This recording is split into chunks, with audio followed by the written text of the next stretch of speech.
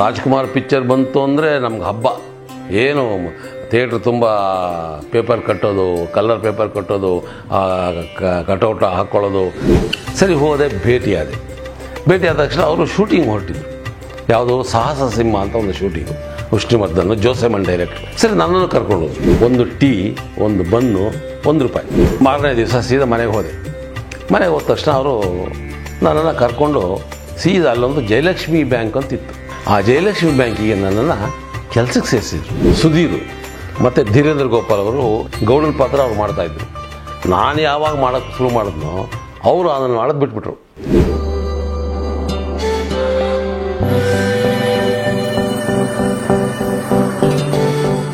ಕನ್ನಡ ಮಾಣಿಕ್ಯ YouTube channel ವೀಕ್ಷಕರಿಗೆ ನಮಸ್ಕಾರ. ನಾನು ಯಾರು ಅಂತ ತಮಗೆಲ್ಲ ಗೊತ್ತಾಗಿರಬೇಕು. ಯಾವ ನೋಡಿದ್ರು ನಿದ್ದೆ ನಿದ್ದೆ ನಿದ್ದೆ ಬೇವರ್ಸಿ ನನ್ನ ಮಗನಾಗಾಯ್ತು. ಬ್ಯಾಂಕ್ ಜನಾರ್ದನ. ನನ್ನ ಬಾಲ್ಯದ ದಿನಗಳು ಹೇಳಿಕೊಳ್ಳುವಂಥದ್ದು ಏನಂತ ವಿಶೇಷ ಇಲ್ಲ. ಮಾಮೂಲಿ ನನ್ನ ಊರು ಹೊಳಲ್ಕೆರೆ. ಅಲ್ಲಿ ನಮ್ಮ ತಂದೆಯವರು NS ಆಫೀಸರ್ ಜೀಪ್ ಡ್ರೈವರ್ ಆಗಿದ್ದರು. ಆಗ ನಾನು ಇನ್ನೂ ನನಗೆ ಬುದ್ಧಿ ತಿಳಿದ ಮಟ್ಟಿಗೆ ಒಂದು 5ನೇ ವರ್ಷಕ್ಕೆ ನನಗೆ ಸ್ವಲ್ಪ ಪ್ರಪಂಚ ಜ್ಞಾನ ಶುರುವಾಯಿತು. ಅಷ್ಟರೊಳಗೆ ನಮ್ಮ ತಂದೆಯವರಿಗೆ ರಿಟೈರ್ಡ್ ಆಯಿತು. ಆಗ ಬ್ರಿಟಿಷ್ ಕಾಲ ಆಗಿ ಒಂದು 2 ವರ್ಷ ಆಗಿತ್ತು ಅಷ್ಟೇ. ಆ ಟೈಮ್ನಲ್ಲಿ ನಮಗೆ ಕ್ವಾರ್ಟರ್ಸ್ ಕೊಟ್ಟಿದ್ದರು. ಆ ಕ್ವಾರ್ಟರ್ಸ್ನ ಬಿಡಬೇಕಾಗಿತ್ತು. ಬಿಡೋದು ನಮಗೊಂದು ಜಾಗ ಇತ್ತು. ಅಲ್ಲಿ ನಮ್ಮ ತಂದೆಯವರು ಮಾಡಿರ್ತಕ್ಕಂಥ ಜಾಗ ಒಂದು 20-30ರಲ್ಲಿ ಒಂದು ಗುಡಿಸಲು ಹಾಕ್ಕೊಂಡಿದ್ವಿ. ನನ್ನ ವಿದ್ಯಾಭ್ಯಾಸ ಎಲ್ಲ ಹೊಳಲ್ಕೆರೆಯಲ್ಲಿ, primary school, middle school, high school ಎಲ್ಲ. ನಾನು SSLCವರೆಗೂ ಓದಿದ್ದೀನಿ. ಆದರೆ ಒಂದೇ ಸರಿ ಪಾಸ್ ಮಾಡಲಿಲ್ಲ, 2ನೇ ಸರಿ ಪಾಸ್ ಮಾಡಿದೆ. ಸರಿ, ನಮ್ಮ ತಂದೆಯವರಿಗೆ ರಿಟೈರ್ಡ್ ಆಯಿತು. ಆದ ತಕ್ಷಣ ಬಹಳ ಬಡತನ ನಮಗೆ. ಆ ಸಮಯದಲ್ಲಿ ಬಡತನ ಜಾಸ್ತಿ ಇತ್ತು. ನಮ್ಮ ತಂದೆಯವರಿಗೆ ರಿಟೈರ್ ಆದಮೇಲೆ ದುಡ್ಡು ಸರಿಯಾಗಿ ಬರಲಿಲ್ಲ. ಯಾಕೆಂದರೆ ಅವಾಗಿನ್ನೂ ಬದಲಾವಣೆ ಆಗ್ತಾಯಿತ್ತು. ಸ್ವಾತಂತ್ರ್ಯ ಬಂದಿರೋದ್ರಿಂದ ಬ್ರಿಟಿಷರಿಂದ ಈ ಕಡೆ ಬದಲಾವಣೆ ಆಗ್ತಾಯಿತ್ತು. ಬಹಳ ಕಷ್ಟ ಇತ್ತು. ನಾನು SSLC ತನಕ ಹೇಗೋ ಹೀಗೂ ಬಂದೆ. ಆದರೆ ನಂತರ ಬಡತನ ಜಾಸ್ತಿ ಆಯಿತು. ನಾವೇನು ಮಾಡ್ತಿದ್ದೆ, ಆವಾಗ ನಮ್ಮ ತಾಯಿ ಜೊತೆ ಕೂಲಿಗೆ ಹೋಗ್ತಾಯಿದ್ದೆ. ಈ ಹೊಲಗಳಲ್ಲಿ ಮತ್ತು ತೋಟಗಳಲ್ಲಿ ಕೂಲಿ ಕೆಲಸ ಮಾಡೋಕ್ಕೆ ಹೋಗ್ತಾಯಿದ್ದೆ. ಇದೆಲ್ಲ ಮಾಡಿಕೊಂಡು ಸಮಯ ಸಿಕ್ಕಾಗ ಅಲ್ಲಿ ಹೊಳಲ್ಕೆರೆಯಲ್ಲಿ ಒಬ್ಬರಿದ್ದರು. ಅವರು ಈ ಗ್ರಾಮಫೋನು, ಈ ಮದುವೆಗೆಲ್ಲ ಹಾಕ್ತಾರಲ್ಲ ಗ್ರಾಮಫೋನು, ಮತ್ತು ಸೋಡಾ ಫ್ಯಾಕ್ಟ್ರಿ ಇಟ್ಟಿದ್ದರು. ನಾನು ಪುರ್ಸೊತ್ತಿನಲ್ಲಿ ಈ ಸೋಡಾನ ತೊಗೊಂಡೋಗಿ ಪ್ರತಿಯೊಂದು ಅಂಗಡಿಗೂ ಕೊಡ್ತಾಯಿದ್ದೆ. ಆಗ ನನಗೆ ಒಂದು ಬಾಟ್ಲಿಗೆ 5 ಪೈಸೆ ಕೊಡೋರು. ಅದನಂತರ ಈ ಹಳ್ಳಿಗಳಲ್ಲಿ ಮದುವೆ, ಈಗಿನ ಮದುವೆ ಅಂದರೆ ಒಂದು ದಿವಸದಲ್ಲಿ ಮುಗಿದೋಗ್ಬಿಡುತ್ತೆ. ಆದರೆ ಆ ದಿವಸ ಮದುವೆ ಅಂದರೆ ಒಂದು ವಾರಕ್ಕೆ ಗ್ರಾಮಫೋನ್ ತೊಗೊಂಡೋಗೆಲ್ಲ ಹಾಕೋ ಪದ್ಧತಿ ಹಳೆ ಕಾಲದಲ್ಲಿ. ಈಗ ಯಾರು ಹಾಕಲ್ಲ, ಹಳೆ ಕಾಲದಲ್ಲಿ ಹಾಕ್ತಾಯಿದ್ರು. ಆಗ ನಾನು ಆಮ್ಲಿಫೇರು, ಗ್ರಾಮಫೋನು, ಪ್ಲೇಟ್ಗಳನ್ನೆಲ್ಲ ತೊಗೊಂಡೋಗಿ ಹಳ್ಳಿಲಿ ಮದುವೆಗೆ ಹಾಕ್ತಾಯಿದ್ದೆ. ಆಗ ನನಗೇನು ಕೊಡೋರು, ದಿನಕ್ಕೆ ₹1 ಕೊಡೋರು. ಯಾರು? ಓನರು. ಆ ಕೆಲಸನೂ ಮಾಡಿದೆ. ಸರಿ, ಮದುವೆ ಎಲ್ಲ ಮುಗಿದ್ಮೇಲೆ ಮದುವೆ ಕಡೆಯವರು ನನ್ನ ಕೆಲಸ ನೋಡ್ಬಿಟ್ಟು ₹1 ₹2 ಬಕ್ಷಿಸ್ಕೊಡೋರು. ಈ ರೀತಿಯೆಲ್ಲ ಕೆಲಸ ಮಾಡಿದೆ. ಇದೆಲ್ಲ ಆದಮೇಲೂ ಸಹ ನಮಗೆ ಬಡತನ ನೀಗಲಿಲ್ಲ. ಆದರೆ ಇವೆಲ್ಲ ಇಲ್ಲದೇ ಇದ್ದಾಗ ಏನು ಮಾಡ್ತಿದ್ದೆ, ಸಾಯಂಕಾಲ ಹೊತ್ತು ಅಲ್ಲೊಂದು ಮಲ್ಲಿಕಾರ್ಜುನ ಟೂರಿಂಗ್ ಟ್ಯಾಕ್ಸ್ ಅಂತಿತ್ತು. ಆ ಟೂರಿಂಗ್ ಟ್ಯಾಕ್ಸ್ನಲ್ಲಿ ಸೀನಿಯರ್ ಆಪ್ರೇಟ್ರು ಇದ್ದರು. ಅವ್ರ ಕೆಳಗೆ ಜೂನಿಯರ್ ಆಗಿ ನಾನು ಕೆಲಸ ಮಾಡ್ತಾಯಿದ್ದೆ. ಅಂದರೆ ರೀಲ್ ಸುತ್ತೋದು, ರಿವೈಂಡಿಂಗ್ ಮಾಡೋದು, ಆಮೇಲೆ ರೀಲ್ ಮುಗಿದ್ಮೇಲೆ ರೀಲ್ ಹಾಕೋದು. ಹೀಗಿನಾಗಿ ಡಿಜಿಟಲ್ ಇಲ್ಲ, ಏನಿದ್ರು ಅಲ್ಲಿ ದೊಡ್ಡ ರೀಲು, ಆ ರೀಲೊಳಗೆ ಫಿಲಮ್ ಸುತ್ತಿ ಬಿಡೋದು, ಕಾರ್ಬನ್ ದಬ್ಬೋದು, ಈ ಕೆಲಸಗಳೆಲ್ಲ ಮಾಡ್ತಿದ್ದೆ. ಆವಾಗ ನನಗೆ ಅಲ್ಲಿ ಏನು ಕೊಡ್ತಾಯಿದ್ರು, ಒಂದು ಟೀ, ಒಂದು ಬನ್ನು, ₹1. ಇದು ಯಾವಾಗ? ಈ ಕೂಲಿ ಕೆಲಸ ಇಲ್ಲದಿದ್ದಾಗ, ಈ ಸೋಡಾ ಮಾರಕ್ಕೆ ಆಗದೇ ಇದ್ದಾಗ, ಇಂಥ ಟೈಮ್ನಲ್ಲಿ ನಾನು ಸಾಯಂಕಾಲ ಹೊತ್ತು ಹೋಗ್ತಿದ್ದೆ. ಮತ್ತು ಈ ವಯಸ್ಸಿನಲ್ಲಿ ಸ್ವಲ್ಪ ಈ ಹಬ್ಬಗಳಲ್ಲಿ, ಯುಗಾದಿ ಹಬ್ಬ ಆಗಲಿ, ದೀಪಾವಳಿ ಆಗಲಿ, ಗಣೇಶ ಆಗಲಿ, ಈ ನನ್ನ ಸಮವಯಸ್ಕಿನ ಹುಡುಗರನ್ನೆಲ್ಲ ಕಟ್ಕೊಂಡು ನಾಟಕ ಆಡ್ತಾಯಿದ್ದೆ. ಯಾಕೋ ಏನೋ ನಮ್ಮ ಮನೆತನದಲ್ಲಿ ಯಾರೂ ಸಹ ಕಲಾವಿದರಲ್ಲ. ಆದರೆ ಅದೇನೋ ನನಗೊಂದು ಹುಚ್ಚು. ಹುಡುಗನೆಲ್ಲ ಕಟ್ಕೊಂಡು ನಾಟಕಗಳು ಆಡ್ತಾಯಿದ್ದೆ. ಹಬ್ಬದ ದಿವಸ, ದೀಪಾವಳಿ ಹಬ್ಬದ ದಿವಸ ಅಲ್ಲಿ ಏನು ಪ್ರತೀತಿ ಆಯಿತು ಅಂದರೆ, ಏನಾದ್ರು ಒಂದು ಹಬ್ಬ ಆದರೆ ಆ ಜನಾರ್ದನಂಗೆ ಫೋನ್ ಮಾಡಪ್ಪ, ಆ ಹುಡುಗನ ಕಟ್ಕೊಂಡು ಒಂದು ನಾಟಕ ಆಡ್ಬಿಡ್ತಾನೆ ಅನ್ನೋ ಪದ್ಧತಿ ಇತ್ತು. ಈ ರೀತಿ ಮಾಡ್ತಾ ಇದ್ದಾಗ ನಮಗೆ ಇದು ತುಂಬ ಬಡತನ ಆಗ್ತಿತ್ತು. ಈ ಬರತಕ್ಕಂಥದ್ದು ಈ ₹1 ₹2 ನಮ್ಮ ತಾಯಿ ಕೂಲಿಗೆ ಹೋಗ್ತಾ ಇವೆಲ್ಲ ಅಡ್ಜಸ್ಟ್ ಆಗ್ತಾಯಿತ್ತು. ಹೀಗಿರ್ಬೇಕಾದ್ರೆ ನಾನು ಸಿನಿಮಾ ಟಾಕೀಸ್ನಲ್ಲಿ ಸೇರಿಕೊಂಡೆ. ಅಲ್ಲಿ ಎಲ್ಲಿವರೆಗೂ ಅಂದರೆ ಸಿನಿಮಾ ಪೋಸ್ಟ್ರು ಅಂಟಿಸಿ ಅಡ್ವರ್ಟೈಸಿಗೂ ನಾನೇ ಹೋಗ್ತಾಯಿದ್ದೆ. ರಾಜ್ಕುಮಾರ್ ಪಿಕ್ಚರ್ ಬಂತು ಅಂದರೆ ನಮ್ಗೆ ಹಬ್ಬ.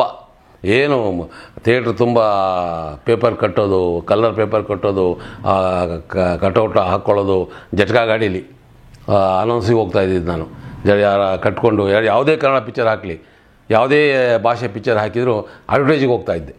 ಮತ್ತು ಸಾಯಂಕಾಲ ಹೊತ್ತು ಆಪ್ರೇಟರ್ ಕೆಲಸ ಮಾಡ್ತಾಯಿದ್ದೆ. ಹೀಗೆ ನಡೀತಿರ್ಬೇಕಾದ್ರೆ ನನಗೆ ಆ ಊರಲ್ಲಿ ನಾಟಕ ಆಡೋದು ಸ್ವಲ್ಪ ಫೇಮಸ್ಸು. ಒಂದು ಗೌಡ್ರ ಗದ್ದಲ ಅಂತ ಒಂದು ನಾಟಕ. ಆ ಗೌಡ್ರ ಗದ್ದಲ ನಾಟಕದಲ್ಲಿ ನಾನು ಹುಡುಗನೆಲ್ಲ ಕಟ್ಕೊಂಡು ಚೆನ್ನಾಗಿ ಆಡ್ತಾಯಿದ್ದೆ. ಅದು ಸ್ವಲ್ಪ ಪ್ರತೀತಿ ಇತ್ತು ಊರಲ್ಲಿ. ಯಾವುದೇ ಇದ್ರಲ್ಲಿ ಗೌಡ್ರ ಗದ್ದಲ ಆಡ್ಸೋಣ, ಗೌಡ್ರ ಗದ್ದಲ ಆಡ್ಸೋಣ.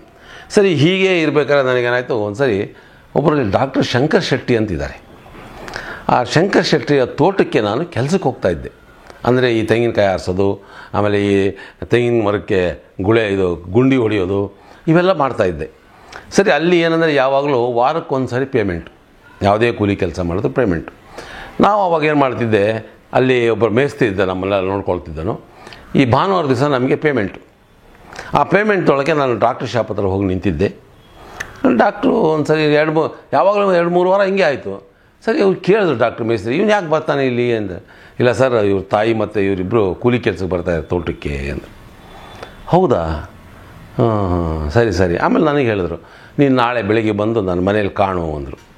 ನಾನೇ ಮಾಡಿದೆ, ಮಾಮೂಲಿ ಇನ್ನೇನು ಬೇರೆ ಕೆಲಸ ಹೇಳ್ತಾರೆ ಅಂದ್ಕೊಂಡು ಮಾರನೇ ದಿವಸ ಸೀದಾ ಮನೆಗೆ ಹೋದೆ. ಮನೆಗೆ ಹೋದ ತಕ್ಷಣ ಅವರು ನನ್ನನ್ನು ಕರ್ಕೊಂಡು ಸೀದಾ ಅಲ್ಲೊಂದು ಜಯಲಕ್ಷ್ಮಿ ಬ್ಯಾಂಕ್ ಅಂತಿತ್ತು. ಆ ಜಯಲಕ್ಷ್ಮಿ ಬ್ಯಾಂಕಿಗೆ ನನ್ನನ್ನು ಕೆಲಸಕ್ಕೆ ಸೇರಿಸಿದ್ರು. ಆವಾಗ ಸಂಬಳ ಎಷ್ಟು ನನಗೆ? 50 ರೂಪಾಯಿ ತಿಂಗಳಿಗೆ, ಅಟೆಂಡರ್ ಪೋಸ್ಟ್. ಆ ಕೆಲಸ ಸೇರಿಸಿದ್ರು. ಆ ಕೆಲಸ ಸೇರಿಸಿದ ಮೇಲೆ ಸ್ವಲ್ಪ ಕೈಯಲ್ಲಿ ದುಡ್ಡು ಓಡೋಂಗಾಯ್ತು. ಒಂದು 50 ರೂಪಾಯಿ ನನಗೆ ಆಗಿನ ಟೈಮ್ನಲ್ಲಿ, ನಾನು ಹೇಳ್ತಿರೋದು ಇವಾಗ 1965ರಲ್ಲಿ ಇದು ಹೇಳ್ತಾ ಇದ್ದೆ ನಾನು. ಆವಾಗ 50 ರೂಪಾಯಿ ಅಂದರೆ 5,000 ಲೆಕ್ಕ ಇರ್ತಿತ್ತು ಆವಾಗ. ಸರಿ, ಯಾವಾಗ ನನಗೆ 50 ರೂಪಾಯಿ ಕೈಗೆ ಬಂತು, ಸ್ವಲ್ಪ ದುಡ್ಡಿನಲ್ಲಿ ಸ್ವಲ್ಪ ಯಶಸ್ಸು ಕಂಡೆ. ಆಗ ಈ ಚಟುವಟಿಕೆ ಜಾಸ್ತಿ ಆಯಿತು. ಯಾವುದು, ಈ ನಾಟಕ ಆಡೋದು, ಬೇರೆ ಬೇರೆ ಊರುಗಳಿಗೆಲ್ಲ ಹೋಗಿ ಈ ಯುವಜನ ಕ್ರೀಡಾ ಮೇಳ ಅಂತ ಇರ್ತಿತ್ತು ಮೊದಲು, ಅದರಲ್ಲೆಲ್ಲ ಭಾಗವಹಿಸೋದು, ಏಕಪಾತ್ರ ಅಭಿನಯ ಮಾಡೋದು, ಇವೆಲ್ಲ ಮಾಡ್ತಾಯಿದ್ದೆ. ಮತ್ತು ಊರಲ್ಲಿ ನಾಟಕಗಳು ಮಾಡ್ತಾಯಿದ್ದೆ. ಇವೆಲ್ಲ ಮಾಡೋದು ನಮ್ಮ ತಾಯಿ ಮತ್ತು ತಂದೆಗೆ ಇಷ್ಟ ಇಲ್ಲ. ಇವನೇ ಬಣ್ಣ ಹಚ್ಕೊಂಡು ಕುಣಿತಾನೆ. ಆವಾಗ ಏನಂದರೆ ಈ ನಾಟಕದಲ್ಲಿ ಮತ್ತು ಪಾತ್ರ ಮಾಡೋರನ್ನೆಲ್ಲ ಒಂಥರ ಭಾಳ ಕನಿಷ್ಠವಾಗಿ ಕಾಣ್ತಾಯಿದ್ರು. ಬಣ್ಣ ಹಚ್ಕೊಂಡು ಕುಣಿತಾನೆ ಕಣ, ಬಣ್ಣ ಹಚ್ಕೊಂಡು ಹುಡುಗಿ ಜೊತೆ ಕುಣಿತಾನೆ ಅವನು, ಈ ರೀತಿಯ ಒಂದು ಅರ್ಥ ಇರ್ತಿತ್ತು. ಆದರೂ ನನಗೆ ಅದೇನೋ ಏನು ಕತೆನೋ ನಾನು ಯಾವುದು ಬಿಡಲಿಲ್ಲ. ತಂದೆ ತಾಯಿಗಳು ಎಷ್ಟೇ ಬೈದರೂ ಸಹ ಇದು ನಾನು ಬಿಡ್ತಿರಲಿಲ್ಲ. ಸರಿ, ಹೀಗೆ ಬ್ಯಾಂಕ್ನಲ್ಲಿ ಕೆಲಸ ಸ್ಟಾರ್ಟ್ ಆಯಿತು. ಸ್ವಲ್ಪ ಹಣದ ವಿಚಾರದಲ್ಲಿ ಸ್ವಲ್ಪ ಕಡಿಮೆ ಆಯಿತು. ಸರಿ, ಒಂದು ಸರಿ ಏನಾಯಿತು, ಹೀಗೆ ಕೆಲಸ ಮಾಡ್ತಿರ್ಬೇಕಾದ್ರೆ ಆ ಊರಿಗೊಂದು ನಾಟಕದ ಕಂಪ್ನಿ ಬಂತು. ಸೋಮೇಶ್ವರ ನಾಟ್ಯ ಸಂಘ ಅಂಥೇಳಿ ಒಂದು ಕಂಪ್ನಿ ಬಂತು. ಆ ಕಂಪ್ನಿಯಲ್ಲಿ ಬಂದಾಗ ಲಾಸ್ ಆಗೋಯ್ತು, ಅವರಿಗೆ ದುಡ್ಡು ಆಗಲಿಲ್ಲ. ಕೊನೆಗೆ ಅವ್ರಿಗೆ ಏನು ಅನ್ನಿಸ್ತದೆ, ನಾವು ಊರಿನ ಜನ ಹೇಳಿದರು, ನೋಡಿ ನೀವು ಒಂದು ಕೆಲಸ ಮಾಡಿ, ನಮ್ಮ ಊರಲ್ಲಿ ಜನಾರ್ದನ ಅಂತ ಒಬ್ಬಿದ್ದಾನೆ, ಅವನ್ನ ಹಾಕ್ಕೊಂಡು ನಾಟಕ ಮಾಡಿ, ಖಂಡಿತ ನಿಮಗೆ ದುಡ್ಡಾಗುತ್ತೆ ಅಂದರು. ಸರಿ, ಅವ್ರ ಓನರು ಒಂದು ಸರಿ ಬಂದರು ಬ್ಯಾಂಕಿಗೆ. ನಾನು ಅವಾಗಿನೂ ಅಟೆಂಡರ್ ಕೆಲಸ ಮಾಡ್ತಾಯಿದ್ದೆ. ಬಂದು ನನಗೆ ಕಾಂಟ್ಯಾಕ್ಟ್ ಮಾಡಿದ್ರು, ಸರ್ ಹಿಂಗೆ ನೀವು ನಾಟಕ. ಅಯ್ಯಯ್ಯೋ, ನಾನೇನು ಆಮೇಚೂರು ನಾಟಕ ಆಡ್ತೀನಿ, ಹುಡುಗನೆಲ್ಲ ಕಟ್ಕೊಂಡು ನಾಟಕ ಆಡ್ತೀನಿ, ನಿಮ್ಮ ಕಂಪ್ನಿಗೆ ನಾಟಕ ನಮಗಾಗಲ್ಲ, ಅದು ಅವೆಲ್ಲ ಆಗಲ್ಲ. ಇಲ್ಲ ಸರ್, ನೀವು ಮಾಡಬೇಕು, ನಮಗೆ ಭಾಳ ಮುಂದಿನ ಊರಿಗೆ ಹೋಗೋಕ್ಕೆ ದುಡ್ಡಿಲ್ದಂಗೆ ಆಗೋಗಿದೆ, ದಯವಿಟ್ಟು ನೀವು ಸಹಕಾರ ಕೊಡಬೇಕು ಅಂತ. ಆಮೇಲೆ ನಾನು ಹೇಳಿದೆ, ನೋಡಪ್ಪ, ನೀವು ಇಷ್ಟು ಬಲವಂತ ಮಾಡ್ತೀರಾ, ಕಲೆಕ್ಷನ್ ಆಗುತ್ತೋ ಬಿಡುತ್ತೋ ನನಗೆ ಗೊತ್ತಿಲ್ಲ, ಆದರೆ ನಾನಂತೂ ಪಾಠ ಮಾಡ್ತೀನಿ, ಏನೂ ಆಗದೆ ಇದ್ದರೆ ನಾನು ಬೈಬೇಡಿ ನೀವು ಅಂತ ಹೇಳಿದೆ. ಇಲ್ಲ ಸರ್, ಹಾಗೆ ಆಗಲಿ ಸರ್ ಅಂತ ಹೇಳಿದ್ರು. ಆಗ ನಾನು ಆ ಗೌಡ್ರ ಗದ್ದಲದಲ್ಲಿ ಗೌಡನ ಪಾತ್ರ ಮಾಡ್ತಾಯಿದ್ದೆ. ಆ ಗೌಡನ ಪಾತ್ರ ಮಾಡಬೇಕಾದ್ರೆ ಆ ದಿವಸ ಜಯಮ್ಮ, ಯಾರು ಕುಳ್ಳಿ ಜಯ ಅಂತಾರಲ್ಲ, ಅವರು ನನ್ನ ಜೊತೆ ಒಂದು ಕ್ಯಾರೆಕ್ಟರ್ ಮಾಡಿದರು. ಆವಾಗ ಸಿನಿಮಾ ನಟಿ, ಹಾಸ್ಯ ನಟಿ, ಆವಾಗ ತುಂಬ ನರಸಿಂಹರಾಜು, ಬಾಲಕೃಷ್ಣ ಅವ್ರ ಜೊತೆ ಎಲ್ಲ ಪಾಠ ಮಾಡಿದವರು, ಅವರು ನನ್ನ ಜೊತೆ ಪಾರ್ಟು. ಸರಿ, ನನಗೆ ಸ್ವಲ್ಪ ನಡ್ಕ ಶುರುವಾಗಾಯಿತು. ಸಿನಿಮಾ ನಟಿ ಅಂದರೆ ಅವಾಗ ನಾವೆಲ್ಲ ಅವ್ರನ್ನೆಲ್ಲ ದೇವತೆ ಥರ ನೋಡ್ತಾಯಿದ್ವಿ ಸಿನಿಮಾದಲ್ಲಿ. ಈ ಸಿನಿಮಾ ನಟಿ ಜೊತೆ ನಾನು ಪಾಠ ಮಾಡಬೇಕನಪ್ಪ ಅಂದ್ಕೊಂಡು ಭಾಳ ಶವರಿಂಗ್ ಆಯಿತು. ಆದರೂ ಎಲ್ಲ ಬಿಟ್ಬಿಟ್ಟು ಪಾಠ ಮಾಡಿದೆ. ಅದು ಏನು ನನ್ನ ಅದೃಷ್ಟನೋ ಅಥವಾ ಕಂಪ್ನಿ ಅದೃಷ್ಟನೋ ಗೊತ್ತಿಲ್ಲ. 3 ದಿನಗಳ ಕಾಲ ಸತತವಾಗಿ ಹೌಸ್ಫುಲ್. ಅದೇನು ಊರಿನ ಜನ ನನ್ನ ಮೇಲೆ ಅಭಿಮಾನ ಬಿಟ್ಟು ಬಂದು ನೋಡಿದ್ರು. ಊರಿನ ಸುತ್ತಮುತ್ತ ಹಳ್ಳಿಯಿಂದ ಗಾಡಿ ಕಟ್ಕೊಂಬಂದು ನಾಟಕ ನೋಡೋರು. ಆ ರೀತಿ ಕಲೆಕ್ಷನ್ ಆಗೋಯ್ತು. ಆ ಓನರು ಮಾಲೀಕ, ಸರ್ ನಾನು ನಾಟಕ ಕಂಪ್ನಿ ಮಾಡಿದ್ದೀನಿ, ಇವತ್ತು ಈ ಊರಲ್ಲಾದಂಥ ಕಲೆಕ್ಷನ್ ನಾನು ಯಾವರಲ್ಲೂ ತೊಗೊಂಡಿಲ್ಲ ಸರ್ ಅಂಥೇಳಿ ಹೇಳಿ ಮುಂದಿನ ಊರಿಗೆ ಹೋದ. ಯಾವಾಗ ಈ ನಾಟಕ ಕಂಪ್ನಿ ಪ್ರಾರಂಭ ಮಾಡಿದನೋ ಎಲ್ಲ ನಾಟಕ ಕಂಪ್ನಿಗಳು ಪ್ರಚಾರ ಆಗೋಯ್ತು. ಹೀಗೆ ಜನಾರ್ದನ್ ಅವರಿದ್ದಾರೆ, ಅವ್ರನ್ನ ಹಾಕ್ಕೊಂಡ್ರೆ ಒಳ್ಳೆ ಕಲೆಕ್ಷನ್ ಆಗುತ್ತೆ ಅಂತೆ. ಎಲ್ಲ ಕಂಪ್ನಿಯವರು ನನ್ನನ್ನು ಕಾಂಟ್ಯಾಕ್ಟ್ ಮಾಡೋಕ್ಕೆ ಶುರು ಮಾಡಿದ್ರು. ಆದರೆ ಬ್ಯಾಂಕ್ ಬಿಟ್ಟು ನಾನು ಹೆಂಗೆ ಹೋಗಲಿ? ಬ್ಯಾಂಕ್ ಪರ್ಮನೆಂಟ್ ಸಂಬಳ, ಬ್ಯಾಂಕ್ ಬಿಟ್ಟು ನಾನು ಸಿನಿಮಾ ನಟ ಇದಕ್ಕೆಲ್ಲ ಹೋದರೆ ಇಲ್ಲಿ ಬ್ಯಾಂಕ್ನಲ್ಲಿ ತೆಗೆದು ಹಾಕ್ಬಿಡ್ತಾರೆ ಅನ್ನೋದಿತ್ತು. ಆದರೂ ನಾನೇನು ಮಾಡ್ತಿದ್ದೆ, 4 ದಿವಸ 5 ದಿವಸ ರಜೆ ಹಾಕ್ಬಿಟ್ಟು ಕಂಪ್ನಿಗಳಿಗೆ ಹೋಗ್ತಾಯಿದ್ದೆ. ನಾನು ಅನೇಕ ನಾಟಕ ಕಂಪ್ನಿಗಳಲ್ಲಿ ಪಾಠ ಮಾಡಿದೆ. ಗೌಡರ ಗದ್ದಲ ಪಾತ್ರನ ಬಹಳ ಎಲ್ಲೆಲ್ಲಿಗೆ ಅಂದರೆ ಎಂತೆಂಥ ನಾಟಕ ಕಂಪ್ನಿಗಳಲ್ಲೂ ಪಾಠ ಮಾಡಿದೆ. ಈ ಪ್ರಚಾರ ಜಾಸ್ತಿ ಆದಾಗ ಏನಾಗೋಯ್ತು, ಅದು ದೊಡ್ಡ ಹುದ್ದೆನೇ ಆಗೋಯ್ತು. ಕೊನೆಗೆ ಏನು ಮಾಡೋದು, ಮನೆಯಲ್ಲೆಲ್ಲ ಗಲಾಟೆ ಶುರುವಾಯಿತು. ಸರಿ, ಆದರೂ ಸಹ ನಾನು ಈ ಕೆಲಸಗಳು ಬಿಡ್ತಿರಲಿಲ್ಲ. ಬ್ಯಾಂಕಿನ ಕೆಲಸ ಆದ ತಕ್ಷಣವೇ ಸಿನಿಮಾ ಥಿಯೇಟ್ರಿಗೆ ಹೋಗ್ತಾಯಿದ್ದೆ, ರೀಲ್ಸ್ ತೊಗೊಲಾಗ್ತಿತ್ತು. ನಾನು ಸಿನಿಮಾ ಥಿಯೇಟ್ರ್ ಇದ್ದಾಗ ಸಿನಿಮಾ ನೋಡಿ ಈ ನರಸಿಂಹರಾಜು, ಬಾಲಕೃಷ್ಣ ಅವರು ಇವನ್ನೆಲ್ಲ ನೋಡಿ ನಾನು ಯಾಕೆ ಒಬ್ಬ ನಟನ ಆಗಬಾರ್ದು ಅಂತ ಹುಚ್ಚು ನನಗೆ ಪ್ರಾರಂಭ ಆಯಿತು. ಆವಾಗ ಗೊತ್ತಲ್ಲ, ಆವಾಗ ಸಿನಿಮಾದಲ್ಲಿ ಅವಕಾಶ ಸಿಗೋದಕ್ಕೆ ಕಂಠ ಇರಬೇಕು, ಶರೀರ ಚೆನ್ನಾಗಿರಬೇಕು, ಹಾಗೆ ಏತಿತ್ತು. ನನಗೆ ಆಸೆ ಹುಟ್ಟಿತು, ಯಾಕೆ ನಾನೊಬ್ಬ ನಟನ ಆಗಬಾರ್ದು ಅಂಥೇಳಿ ನನಗೆ ಬಂತು. 1971ರಲ್ಲಿ ನಾನು ನಾಟಕ ಕಂಪ್ನಿಗಳಲ್ಲಿ ಕೆಲಸ ಮಾಡ್ತಾಯಿದ್ದೆ. ಸರಿ, ಒಂದು ದಿವಸ ಏನಾಯಿತು, ನಮ್ಮ ತಂದೆ ತೀರ್ಕೊಂಡ ತಕ್ಷಣ ನನಗೆ ಆವಾಗಲೇ ನನಗೇನಾಗಿತ್ತು, ಬ್ಯಾಂಕ್ನಲ್ಲಿ ಪ್ರಮೋಷನ್ ಆಗಿ ಕ್ಲರ್ಕ್ ಆಗೋಗ್ಬಿಟ್ಟಿದ್ದೆ. ಕ್ಲರ್ಕ್ ಆಗಿರೋದಕ್ಕೆ ಅವತ್ತು ಸಂಬಳ ಎಷ್ಟು, 150 ರೂಪಾಯಿ ಆದರೆ ಕ್ಲರ್ಕ್ ಆದಮೇಲೆ 150 ರೂಪಾಯಿ ಸಂಬಳ ಆಯಿತು. 150 ರೂಪಾಯಿ ಸಂಬಳ ಆದರೂ ನಮಗೆ ಸಂತೋಷ, ಯಾಕೆಂದರೆ ಆಗಿನ ರೇಟ್ಗಳು ಹಂಗಿದ್ದು. ನನಗೆ ತಿಳಿದ ಮಟ್ಟಿಗೆ 75 ಪೈಸೆ ಒಂದು ಕೆ ಜಿ ಅಕ್ಕಿ, ಇವತ್ತು 75 ರೂಪಾಯಿ ಒಂದು ಕೆ ಜಿ ಅಕ್ಕಿ ಆಗಿದೆ. ಹಾಗೆ ದುಡ್ಡು ಸ್ವಲ್ಪ ಕೈಯಲ್ಲಿ ಓಡಾಡ್ತಾಯಿತ್ತು. ಸರಿ, ಯಾವಾಗ ಸ್ವಲ್ಪ ಹಣದ ವಿಚಾರದಲ್ಲಿ ಸರಿ ಆಯಿತೋ ಈ ನಾಟಕ ಕಂಪ್ನಿಗಳಿಗೆ ಹೋಗಿ ಶುರು ಮಾಡಿದೆ. ಸರಿ, ಎಲ್ಲ ನಾಟಕ ಕಂಪ್ನಿಯಲ್ಲಿ ಪಾಠ ಮಾಡಿದಾಗ ಇಡೀ ಕರ್ನಾಟಕದಲ್ಲಿ ಆವಾಗ ಸುಧೀರ್ ಮತ್ತು ಧೀರೇಂದ್ರ ಗೋಪಾಲ್ ಅವರು ಅವ್ರ ಪಾತ್ರ ಮಾಡ್ತಾಯಿದ್ರು, ಗೌಡನ ಪಾತ್ರ ಅವ್ರು ಮಾಡ್ತಾಯಿದ್ರು. ನಾನು ಯಾವಾಗ ಮಾಡೋಕ್ಕೆ ಶುರು ಮಾಡಿದ್ನೋ ಅವರು ಅದನ್ನು ಮಾಡೋದು ಬಿಟ್ಬಿಟ್ರು. ಅವರೇ ಹೇಳೋರು, ಹೋಗಪ್ಪ ಬ್ಯಾಂಕ್ನಲ್ಲಿದ್ದಾನೆ, ಅವನಿಗೆ ಕರ್ಕೊಂಬಂದು ಮಾಡಿಸಪ್ಪ, ಚೆನ್ನಾಗಿ ಮಾಡ್ತಾನೆ ಅಂತೇಳಿ. ಹಿಂಗಾಯಿತು. ಸರಿ, ಹೀಗೆ ನಾನು ಇರಬೇಕಾದ್ರೆ ಒಂದು ಸರಿ ಏನಾಯಿತು, ಒಂದು ನಾಟಕ ಕಂಪ್ನಿಯಲ್ಲಿ ಪಾಠ ಮಾಡ್ತಾಯಿದ್ದೆ. ಆ ಪಾಠಿಗೆ ಮಾರನೇ ದಿವಸ ಧೀರೇಂದ್ರ ಗೋಪಾಲ್ ಅವರು ಬರಬೇಕಾಗಿತ್ತು. ಅವ್ರೇನು ಮಾಡಿದ್ರು, ಒಂದು ದಿವಸ ಮುಂಚೆನೇ ಬಂದು ನನ್ನ ನಾಟಕ ನೋಡಿದ್ರು. ನನ್ನ ನಾಟಕ ನೋಡಿದ ತಕ್ಷಣ ಅವ್ರು ಅಂದರು, ಏನಯ್ಯ ಇಷ್ಟು ಚೆನ್ನಾಗಿ ಆ್ಯಕ್ಟ್ ಮಾಡ್ತೀಯಾ, ನೀವೆಲ್ಲ ಸಿನಿಮಾಗೆ ಬಂದು ಸೇರ್ಕೋಬೇಕಾಯ ಅಂದರು.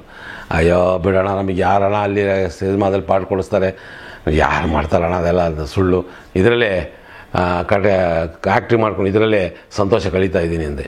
ಇಲ್ಲ, ನೀನು ಒಂದ್ಸರಿ ಬಾ, ಬೆಂಗಳೂರಿಗೆ ಬಂದಾಗ ನನ್ನನ್ನು ಭೇಟಿ ಆಗು ಅಂದರು. ಇಷ್ಟರೊಳಗೆ ಏನಾಗಿತ್ತು, ಮದುವೆನೋ ಆಗೋಯ್ತು. 1969ರಲ್ಲಿ ಮದುವೆ. ಯಾಕಾಯಿತು ಅಂದರೆ, ಎಲ್ಲಿ ನಾಟಕ ಕಂಪ್ನಿಗೆ ಪರ್ಮನೆಂಟ್ ಆಗಿ ಹೊರಟೋಗ್ಬಿಡ್ತಾನೋ ಅಂಥೇಳಿ ನಮ್ಮ ಅಪ್ಪ ಅಮ್ಮ ನನಗೆ ಮದುವೆ ಮಾಡಿಬಿಟ್ರು. ಜವಾಬ್ದಾರಿ ಅದು ಬಿದ್ದರೆ ಕರೆಕ್ಟಾಗಿರ್ತಾನೆ ಅಂತ. ಆದರೆ ಮದುವೆ ಆದಾಗಲೂ ನಾವು ಈ ನಾಟಕ ಕಂಪ್ನಿ ಪಾಠ ಮಾಡೋದು ಇದೆಲ್ಲ ಬಿಡಲೇ ಇಲ್ಲ. ಸರಿ, ಯಾವುದೋ ಒಂದು ಕೆಲಸಕ್ಕೋಸ್ಕರ ನಾನು ಬೆಂಗಳೂರಿಗೆ ಬಂದೆ. ಆಗ ಧೀರೇಂದ್ರ ಗೋಪಾಲ್ ಅವರು ಜನಾರ್ದನ ಹೋಟ್ಲ್ ಇದೆಯಲ್ಲ ಅಲ್ಲಿರೋರು. ಸರಿ, ಹೋದೆ, ಭೇಟಿಯಾದ ತಕ್ಷಣ ಅವರು ಶೂಟಿಂಗ್ ಹೊರಟಿದ್ರು. ಯಾವುದೋ ಸಾಹಸ ಸಿಂಹ ಅಂತ ಒಂದು ಶೂಟಿಂಗು, ವಿಷ್ಣುವರ್ಧನ್, ಜೋಸೆಮನ್ ಡೈರೆಕ್ಟ್ರು. ಸರಿ, ನನ್ನನ್ನು ಕರ್ಕೊಂಡೋಗಿ ಅಲ್ಲಿ ಸಾಹಿತಿ ಕುಣಿಗಲ್ ನಾಗಭೂಷಣ್ ಅಂತಿದ್ದಾರೆ, ಅವ್ರಿಗೆ ಪರಿಚಯ ಮಾಡಿಸಿದರು. ಆಮೇಲೆ ಅವರೇನು ಮಾಡಿದ್ರು, ಡೈರೆಕ್ಟ್ರು ಜೋಸೆಮನಿಗೆ ಪರಿಚಯ ಮಾಡಿಸಿದರು. ಡೈರೆಕ್ಟ್ರ್ ಏನು ಮಾಡಿದ್ರು, ಅಜಂತಾ ಕಂಬೈನ್ಸ್ ಇದ್ದಾರಲ್ಲ ರಾಧಾಕೃಷ್ಣ ರಾಜು, ಅವ್ರಿಗೆ ಪರಿಚಯ ಮಾಡಿಸಿದರು. ಆಗ ಊರಿಗೆ ಉಪಕಾರಿ ಅಂತಕ್ಕಂಥ ಚಿತ್ರದ ಚಿತ್ರಕಥೆ ನಡೀತಾ ಇತ್ತು, ಇಲ್ಲಿ ಜನಾರ್ದನ ಹೋಟ್ಲಲ್ಲಿ ನಡೀತಾ ಇತ್ತು. ಸರಿ, ನಾನು ಹೋದ್ರು, ನನ್ನನ್ನು ಪರಿಚಯ ಮಾಡಿಸಿದರು ಕುಣಿಗಲ್ ನಾಗಭೂಷಣ್ ಅವರಿಗೆ. ಹೀಗೆ ಒಳ್ಳೆ ನಟ ಸರ್, ಬ್ಯಾಂಕ್ನಲ್ಲಿದ್ದಾರೆ, ಭಾಳ ಚೆನ್ನಾಗಿ ಪಾಠ ಮಾಡ್ತಾರೆ ಅಂತ ಹೇಳಿದ್ರು. ಸರಿ, ಆವಾಗ ಏನು ಮಾಡಿದ್ರು, ನನಗೆ ಆ ಊರಿಗೆ ಉಪಕಾರಿ ಅನ್ನೋ ಚಿತ್ರದಲ್ಲಿ ಒಂದು ಪಾತ್ರ ಕೊಟ್ಟರು. ಏನು ಪಾತ್ರ, ವಜ್ರಮುನಿಯ ಬಾಡಿ ಗಾರ್ಡಲ್ಲಿ 5 ಜನದಲ್ಲಿ ನಾನು ಒಬ್ಬ.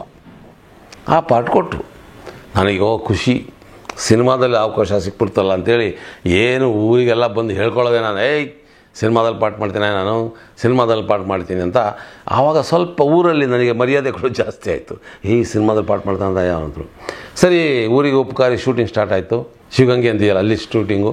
45 ದಿವಸಗಳ ಶೂಟಿಂಗು. 45 ದಿವಸಗಳಲ್ಲಿ ನಾನು ಆಗಾಗ ಬ್ಯಾಂಕಿಗೆ ಹೋಗೋದು ಬರೋದು. ಆವಾಗ ಹೊಳಲ್ಕೆರೆಯಿಂದ ಬೆಂಗಳೂರಿಗೆ ಬರಬೇಕು ಅಂದರೆ ಚಾರ್ಜು 18 ರೂಪಾಯಿ.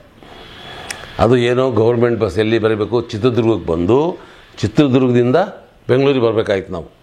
ಈ ಥರ ಓಡಾಡ್ಕೊಂಡೆ ನಾನು ಸಿನಿಮಾದಲ್ಲಿ ಬಂದೆ. ಊರಿಗೆ ಉಪಕಾರ ಅಂತಕ್ಕ ಚಿತ್ರ ಸ್ಟಾರ್ಟ್ ಆಯಿತು. ನನ್ನನ್ನು ಒಬ್ಬ ವಿಲನ್ ಆಗಿ ಅದರಲ್ಲಿ ಸೃಷ್ಟಿ ಮಾಡಿದ್ರು 5 ಜನದಲ್ಲಿ.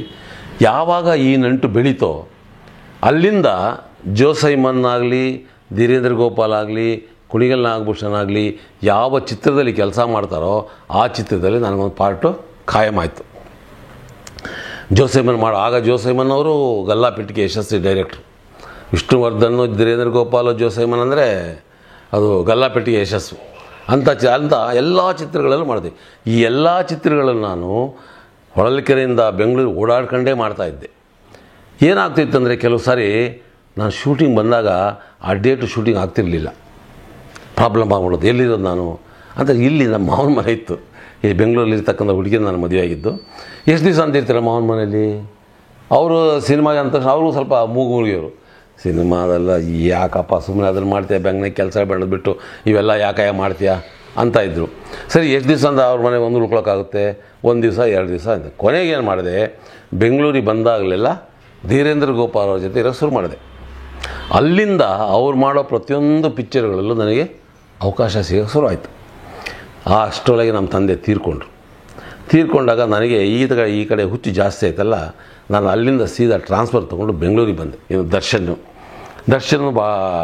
ಫಸ್ಟು ಕಷ್ಟಪಟ್ಟು ಬಂದಂಥ ಮನುಷ್ಯ ದರ್ಶನ್. ಕ್ಯಾಮ್ರಾ ಬಾಯ್ ಆಗಿದ್ದರು, ಯೂನಿಟ್ ಬಾಯ್ ಆಗಿದ್ದರು, ಹಾಲ್ ಮಾರ್ತಾಯಿದ್ರು ಮನೆಗೆ. ಆದರೂ ಅವ್ರ ಮೊದಲನೇ ಪಿಕ್ಚರ್ ಮೆಜೆಸ್ಟಿಕ್. ಆ ಮೆಜೆಸ್ಟಿಕ್ ಪಿಕ್ಚರಲ್ಲಿ ನನ್ನ ಕಾಂಬಿನೇಷನ್ ಒಂದು ವೆಟರ್ನರಿ ಡಾಕ್ಟರ್ ಕ್ಯಾರೆಕ್ಟರ್ ನಾನು. ನನಗೆ ಅವಾಗ ಅನಿಸ್ತೈತೆ, ಅವಾಗ ಹೇಗಿತ್ತು ಅಂದರೆ ನನ್ನ ಜೊತೆ ಪಾಠ ಮಾಡ್ತಕ್ಕಂಥವ್ರು ಎಲ್ಲರೂ ಸಹ ಹೀರೋ ಆದರು. ಜಗ್ಗೇಶ್ ತಗೊಳ್ಳಿ, ಎಲ್ಲರೂ, ಉಪೇಂದ್ರ ತಗೊಳ್ಳಿ, ಉಪೇಂದ್ರ ಹೀರೋ ಆದ. ಅವರು ಆಪ್ರೇಷನ್ ಅಂತ ಅದೆಲ್ಲ ಪಾಠ ಮಾಡಿದರು. ಅವ್ರ ಜೊತೆ ಯೂಶ್ನಲ್ಲಿ ನನ್ನ ಜೊತೆ ಪಾಠ ಮಾಡಿದ್ರು, ಇನ್ಸ್ಪೆಕ್ಟರ್ ಕ್ಯಾರೆಕ್ಟರ್ ಮಾಡಿದರು. ಇವತ್ತು ಅವರು ಡೈರೆಕ್ಟರ್ ಆಗಿದ್ದಾರೆ. ಯಾಕೆಂದರೆ ಅವರು ಆ ಒಂದು ಸ್ಥೈರ್ಯ ಇತ್ತು ಮತ್ತು ಬುದ್ಧಿವಂತ, ಭಾರಿ ಬುದ್ಧಿವಂತ. ಸರಿ, ದರ್ಶನ್ನು ನಾವು ಎಲ್ಲರ ಮನೆ ದೋಸೆ ತೂತು ಒಂದು ಪಿಕ್ಚರ್ ಮಾಡ್ತಾಯಿದ್ವಿ. ಪಾಪ ಅವು ವಿಲನ್, ಆ ಪಾತ್ರದಲ್ಲಿ ಪಿಕ್ಚರ್ನಲ್ಲಿ ವಿಲನ್ ಎಲ್ಲೋ ಒಂದು ಕಡೆ ಕೈ ಕಟ್ಕೊಂಡು ನಿಂತ್ಕೊಂಡ್ಬಿಟ್ಟರು. ನಾನು ಅವ್ರು ಕಂಡ್ರೆ ಭಾಳ ಪ್ರೀತಿ. ಯಾಕಂದರೆ ತೂಗುದೀಪ್ ಶ್ರೀನಿವಾಸ್ ನಮಗೆ ಭಾಳ ಪರಿಚಯ. ತೂಗುದೀಪ್ ಶ್ರೀನಿವಾಸು, ಸುಧೀರು, ಧೀರೇಂದ್ರ ಗೋಪಾಲು ಇವರೆಲ್ಲ ನಮಗೆ ಭಾಳ ಪರಿಚಯ. ಅಂದರೆ ನಮ್ಮದು ಒಡನಾಟ ಅವ್ರ ಜೊತೆನೇ ಇಟ್ಟಿತ್ತು. ಅವಾಗ ಅವರೇ ತಾನೇ ವಿಲನ್ಗಳು, ಅವರೇ ವಿಲನ್ಗಳು. ಅವಾಗ ವಜ್ರಮುನಿಯವರು ಇವರೆಲ್ಲ ಅವಾಗ ವಿಲನ್ಗಳು. ಅವ್ರ ಜೊತೆಲ್ಲ ಪಾಠ ಮಾಡ್ತಾ ಇರೋದ್ರಿಂದ ಭಾಳ ಪ್ರೀತಿ ಇತ್ತು. ಒಳ್ಳೆ ಕಟ್ಟಮಸ್ತಾದ ಆಳು, ಒಳ್ಳೆ ಚೆನ್ನಾಗಿತ್ತು ಬಾಡಿ. ಎಲ್ಲೋ ಒಂದು ಕಡೆ ಸುಮ್ಮನೆ ಹಿಂಗೆ ಕೈ ಕಟ್ಕೊಂಡು ಗಂಗಾಧರ್ ಇವರು ಪ್ರೊಡ್ಯೂಸರು, ಮೋಹನ್, ನಮ್ಮ ಏನಿದ್ದಾರೆ ಆರ್ಟಿಸ್ಟ್ ಮೋಹನ್ ಇದ್ದಾರಲ್ಲ, ಅವರು ಡೈರೆಕ್ಟ್ರು. ನಾನು ಆವಾಗ ಹೇಳ್ತಿದ್ದೆ ದರ್ಶನ್ಗೆ, ಯಾಕೆ ಯೋಚನೆ ಮಾಡ್ತೀಯಪ್ಪ, ಇವತ್ತಲ್ಲ ನಾಳೆ ಹೀರೋ ಆಗ್ತೀಯ ಕಣಯ್ಯ, ಸ್ವಲ್ಪ ತಾಳ್ಮೆ ಬೇಕು. ತಾಳ್ಮೆ ಬಿದ್ದರೆ ಎಲ್ಲ ಆಗುತ್ತೆ. ಡೋಂಟ್ ವರಿ, ನಗ್ನಗ್ತಾ ಇರು, ಯಾಕಾಗ ಮುಖ ಹಿಂಗೆ ಮಾಡ್ಕೊಂಡಿದ್ಯಾ ಅಂತ ಹೇಳ್ತಾ ಇದ್ದೆ. ಅವನು ಹೀರೋ ಆದಮೇಲೆ ಅನೇಕ ಪಿಕ್ಚರ್ಗಳೆಲ್ಲ ಅವ್ರು ಮಾಡಿದೆ ನಾನು. ಭೂಪತಿ ಅಂತೆ, ಅದು ಕೆಲವು ಪಿಕ್ಚರ್ಗಳೆಲ್ಲ ಅವ್ರು ಮಾಡಿದೆ ನಾನು. ಸುದೀಪ್ ಅವರ ಮೊದಲನೇ ಚಿತ್ರ ತಾಯವ್ವ ಅಂಥೇಳಿ, ಅಬ್ಬಯ್ಯನಾಡು ಪ್ರೊಡ್ಯೂಸರು. ನಾನು ಉಮಾಶ್ರೀ ಕಾಂಬಿನೇಷನ್ನು. ಅವರು ಸಹ ನಟನಾಗಬೇಕು ಅಂತ ಭಾಳ ಪರದಾಡ್ತಾಯಿದ್ರು. ಅಂದರೆ ಶ್ರೀಮಂತರವರು, ಆವಾಗ ಆಗಿನ ಕಾಲಕ್ಕೆ ಶ್ರೀಮಂತರವರು. ಆದರೂ ಅವರಿಗೆ ಒಂದು ಕಲಾವಿದನಾಗಬೇಕು, ಒಂದು ಹೀರೋ ಆಗಬೇಕು ಅಂತ ಭಾಳ ಆಸೆ ಇತ್ತು.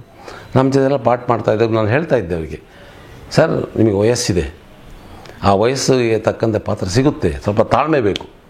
ತಾಳ್ಮೆ ಇದ್ದರೆ ಎಲ್ಲವೂ ಆಗುತ್ತೆ. ಇವತ್ತಲ್ಲ ನಾಳೆ ನೀವು ಹೀರೋ ಆಗೇ ಆಗ್ತೀರಿ, ಯಾಕೆ ಯೋಚನೆ ಮಾಡ್ತೀರಾ ಅಂದರೆ.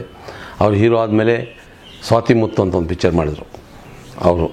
ಅದು ಕರೆದ್ರು. ಕೆಲವು ಪಿಕ್ಚರ್ಗಳಲ್ಲಿ ಮಾಡಿದ್ದೀನಿ, ಸುದೀಪ್ ಪಿಕ್ಚರ್ಗಳು ಮಾಡಿದ್ದೀನಿ. ಅದು ನೆನಪಿಲ್ಲ ನನಗೆ ಯಾವ ಪಿಕ್ಚರಲ್ಲಿ ಮಾಡಿದ್ದೀನಿ ಏನೋ ನೆನಪಿಲ್ಲ.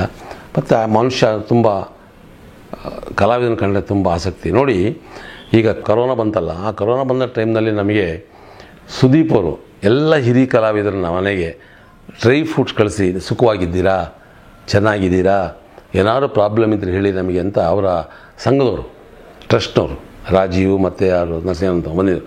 ಆ ರೀತಿ ಇವತ್ತಿಗೂ ಸಹ ನಮ್ಮನ್ನು ವಿಚಾರಿಸ್ಕೊತಾ ಇದ್ದಾರೆ. ಏನಾದರೂ ಸಹಾಯ ಬೇಕಾ ಕೇಳಿ, ಮಾಡ್ತೀನಿ. ಕಲಾವಿದರು, ನೀವು ಹಿರಿಯ ಕಲಾವಿದರು, ನೀವು ಹಾಕಿಕೊಟ್ಟ ದಾರಿಲಿ ನಾವು ನಡೀತಾ ಇದ್ದೀವಿ ಅಂತೇಳಿ ಇವತ್ತಿಗೂ. ಮತ್ತು ಸಿನಿಮಾಗಳಲ್ಲಿ ಪಾಠ ಮಾಡಬೇಕಾದ್ರೂ ಅಷ್ಟೇ ಭಾಳ ಗೌರವದಿಂದ ಕಾಣೋರು. ಹಿರಿಯ ಕಲಾವಿದರು ಅಂದರೆ ಭಾಳ ಗೌರವದಿಂದ ಕಾಣೋರು. ಇವತ್ತಿಗೂ ಅದೇ ಭಾವನೆ ಇಟ್ಕೊಂಡಿದ್ದಾರೆ. ಇವತ್ತಿಗೂ ಅವರು ನಮ್ಮನ್ನು ಪ್ರೀತಿಯಿಂದ ಕಾಣ್ತಾರೆ. ಗಣೇಶ, ಈ ಗಣೇಶಂದು ಒಂದು ಕತೆ ಇದೆ. ನಾನು ಮೊದಲು ಉದಯ ಟಿ ವಿನಲ್ಲಿ ವಾರಕ್ಕೊಂದು ಸರಿ ಗಡಿಬಿಡಿ ಅಂತ ಮಾಡ್ತಾಯಿದ್ದೆ. ಅಂದರೆ ವಾರಕ್ಕೊಂದು ಸರಿ ಯಾರ್ಯಾರಿಗೋ ಫೋನ್ ಮಾಡೋದು, ಅವ್ರಿಗೆ ಕಿಚಾಯಿಸೋದು, ಅವ್ರಿಗೆ ಉತ್ತರ ಹೇಳೋದು, ಇದು ಮಾಡ್ತಾಯಿದ್ದೆ. ಇದು ನಾನು ಒಂದು 2 ವರ್ಷ ಮಾಡಿದೆ. ಆಗ ನಾವು ಪಾಪ್ಯುಲರ್ ಆಗಿದ್ವಲ್ಲ, ಚಾನಲ್ಗಳೆಲ್ಲ ನಮ್ಮನ್ನು ಕರೆಯೋರು. ಇವತ್ತು ಏನು ಉದಯ ಆಗಿರ್ಬೋದು, ಏನು ಚಾನಲ್ಗಳಿದ್ದಾವೆ, ಅವಾಗೆಲ್ಲ ನಾವೇ ಸರ್ ಪ್ರಾರಂಭಕ್ಕೆ ನಮ್ಮನ್ನೇ ಉಪಯೋಗಿಸ್ಕೊಂಡ್ರು. ನಿರೂಪಕರೇ ಆಗಲಿ, ಪಾತ್ರ ಮಾಡೋದಕ್ಕಾಗಲಿ, ಯಾವುದೇ ಒಂದು ಹೊಸ ಸಮಾರಂಭ ಬಂತು ಅಂದರೆ, ಹಬ್ಬ ಬಂತು ಅಂದರೆ ನಮ್ಮದೇ ಎಪಿಸೋಡ್ಗಳು ಈ ರೀತಿ ಮಾಡ್ತಾಯಿದ್ರು. ಸರಿ, ನಾನು ಉದಯದಲ್ಲಿ ಮಾಡ್ತಾಯಿದ್ದಾಗ ಒಂದು ಸರಿ ಸೆಲ್ವಮ್ ಕರೆದ್ರು ನನ್ನ. ಹಿಂಗೆ ಒಬ್ಬ ಹುಡುಗ ಇದ್ದಾನೆ ಗಣೇಶ ಅಂತ, ಪಾಪ ಕೆಲಸ ಇಲ್ಲ ಅವನಿಗೆ, ನೀವೊಂದು ಕೆಲಸ ಮಾಡಿ, ನೀವು ಹೇಗೂ 2 ವರ್ಷ ಮಾಡಿದ್ದೀರಲ್ಲ, ನೀವು ಬಿಟ್ಕೊಡ್ಬೋದಾ ಅಂತ. ಬಿಟ್ಕೊಡು ಅಂತ ಕೇಳಿಲ್ಲ ಅವರು, ಬಿಟ್ಕೊಡ್ಬೋದಾ ಅಂತ ಕೇಳಿದ್ರು. ನಾನು ಸ್ವಲ್ಪ ಬ್ಯುಸಿ ಇದ್ದೆ. ಸರಿ, ನಾನೇ ಮಾಡಿದೆ. ಆಯಿತು ಸರ್, ಮಾಡಲಿ, ನಮ್ಮ ಹುಡುಗ ತಾನೆ ಅವನು ಗಣೇಶ, ಅವನು ಅಷ್ಟೇ ಪಾಠ ಮಾಡ್ಬೇಕಾದ್ರೆ ಒದ್ದಾಡ್ತಾ ಇದ್ದ, ಹೀರೋ ಆಗಬೇಕು ಅಂತ ಒದ್ದಾಡ್ತಾ ಇದ್ದ. ಸರಿ ಮಾಡಲಿ ಸರ್ ಅಂತ ಹೇಳಿದೆ.